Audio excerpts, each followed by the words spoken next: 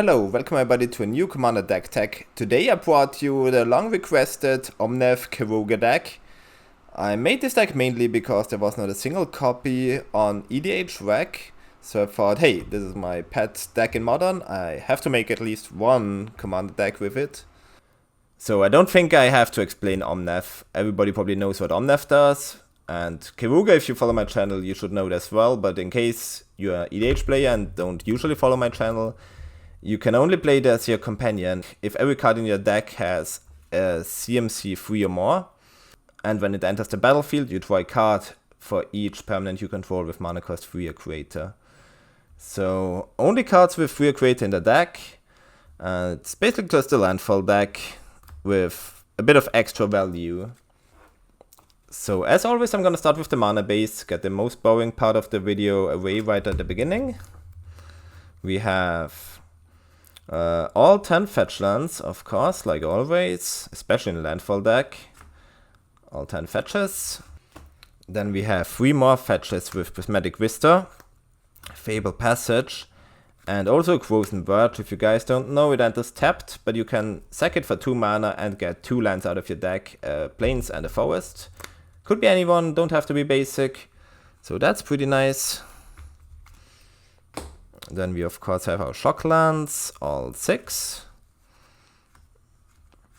In this deck, I don't play the duels. I don't own all duels, so I just thought I'm not gonna include it here.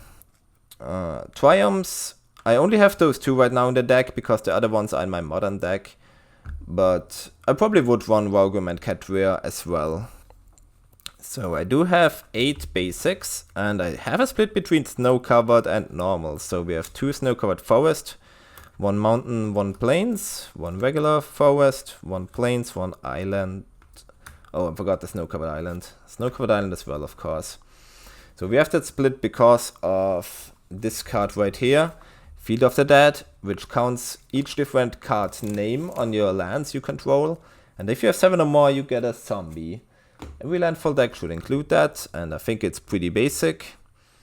So, yep. Then as additional lands, we have 3 of the original Ravnica bounce lands. So you never run out of lands to play. And we also have 3 Canopy lands. I have Horizon Canopy, Waterloo Grove, and Sunbay Canyon. Then we have a Command Tower, Ancient Tomb, and Wasteland as some utility lands. Also as the utility lands, I give here Beseiju. And the lands that are not really lands, Valkut Awakening, Glasspool Mimic, and Lauren Revealed. Some more spells that also just lands, because in this deck you never want to miss a land drop.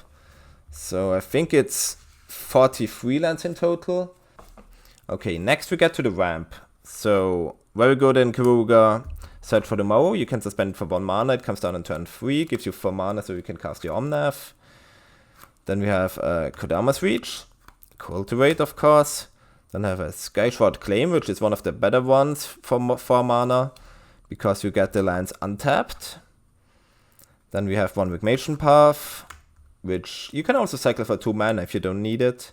Then I have 1 Tempt of Discovery, which everybody chooses if they want a land or not. If they get a land, you get 1 extra. So if all 3 opponents search the library for land, you get 4 lands, which is kind of insane. So probably everybody should just never get lands with it. And on the top end, I have 1 Hour of Promise. Mainly to get Field of the Dead, and also it would be great if I had Valkut in the deck, but I don't really own a Valkut in paper. But I would probably add a Valkut as well. But this deck, I just use the cards I own. I didn't really go out of my way to buy cards, so it's not really the best version it can be. So, okay, then we have more ramp in form of creatures with 1 Wood Elves, 5 Elves. They do pretty much the same thing. Then we have 1 Fertilid, which you guys might not know, but it's an elemental and enters with 2 1/1 counters, and you can move 1/1 counters to search for basic lands, which is really nice with the 4 mana Omnath, that whenever you play a land, gives a +1/+1 counter, so you can just infinitely get basics. I mean, I only play 8 basics, but you can get all basics.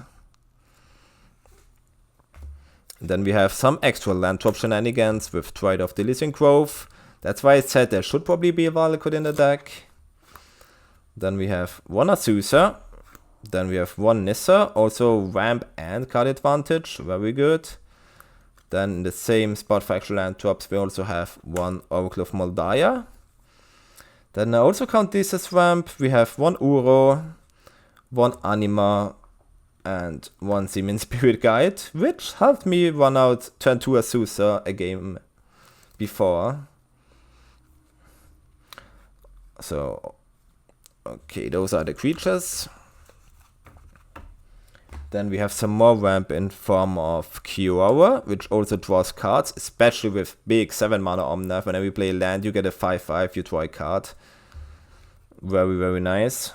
Then you have one Sword of Feast and Famine, which very good if you have a bunch of lands in play. Then one Miraris Wake, just double the amount of mana. Okay. Then I have 3 cards that let me play my lands out of the graveyard. One Ramnep Excavator, one Crucible of Worlds, and the big elemental version, Ancient Green Warden, which also doubles the land triggers, which gets really confusing and really insane. I can talk through scenarios I had later, but yeah, when I show you all the cards.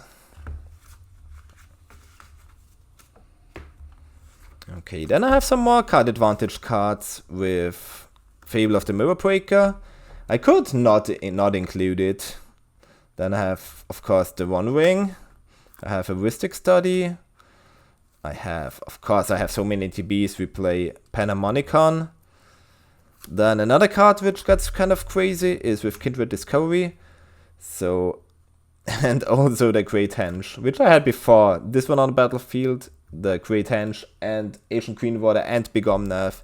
And every land made me elementals, which made me draw cards, and I drew like with every land drop drew 5 cards or something. It was absolutely ridiculous.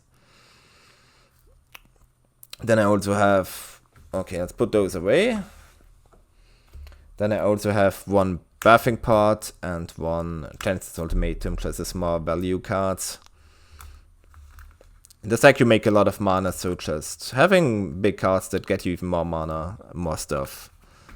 Great. Alright, then let's get to some interaction, because, I mean, you need some interaction. This deck is not full of interaction, but we have some. We have, of course, one Force of Will, one Force of Negation as my counterspells. Also, I maybe put this in this pile. We have one Subtlety. Those are my counterspells. Then as removal spells I have a Leyland Binding, of course, then a Brazen Bower. Touch of the Spirit Realm, kind of removal, but also flickers your stuff. Then we have more creature-based removal with, of course, Solitude. Just Swords of Bloaters on a creature. And we have Bane of Progress, which destroys all artifact and enchantments. Also an elemental. Pretty nice for the Risen Reef and the shenanigans. Same with the Foundation Breaker, just the same in small. Then we have one Endurance, just more interaction, get rid of a graveyard.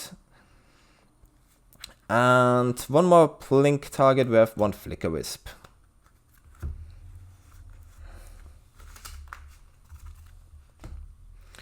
Alright, then let's get to the more card advantage creatures and utility creatures. We of course have the Risen Reef. Can't play an Omnath deck without Risen Reef. Then we have Tatyova. Of course, also very insane. Every land you play, you draw a card. Then there's the Focal Omnath I was talking about earlier, which when enters battlefield shoots damage equal to the number of elementals you control. And more important, whenever a land enters battlefield, you draw a card, if you have 8 or more lands. Then we have just a Muldrifter. Then more utility creature. I don't know how to pronounce that guy, but it makes all your spells uncountable pretty much. And it's an elemental as well. Then we have the big old elemental version of Eternal Witness, which gets you back a card when it enters and leaves the battlefield. And I think we're ready for the finishers, the big guys. So we do have, of course, Mami herself, Elishnorn. Then our beloved snake, the Yorion, so much value. Then we have Maelstrom Wanderer, just more value, give all of your creatures haste, double cascade. And then the real finishers are Avenger of Zendikar, just makes a huge board, you make a lot of land drops, you pump your guys pretty big. Then the Titania, of course, makes elementals whenever you sack a land, pretty obvious. Then the big guy Omnath, which is probably the most powerful one in the deck. And just to finish it off, I still have the one creative in the deck. And yeah, that's my Omnath Keruga deck. I hope you liked it, and if you want to see more deck tags, I have more commander decks to come. And yeah, just let me know in the comments. And I see you guys next time.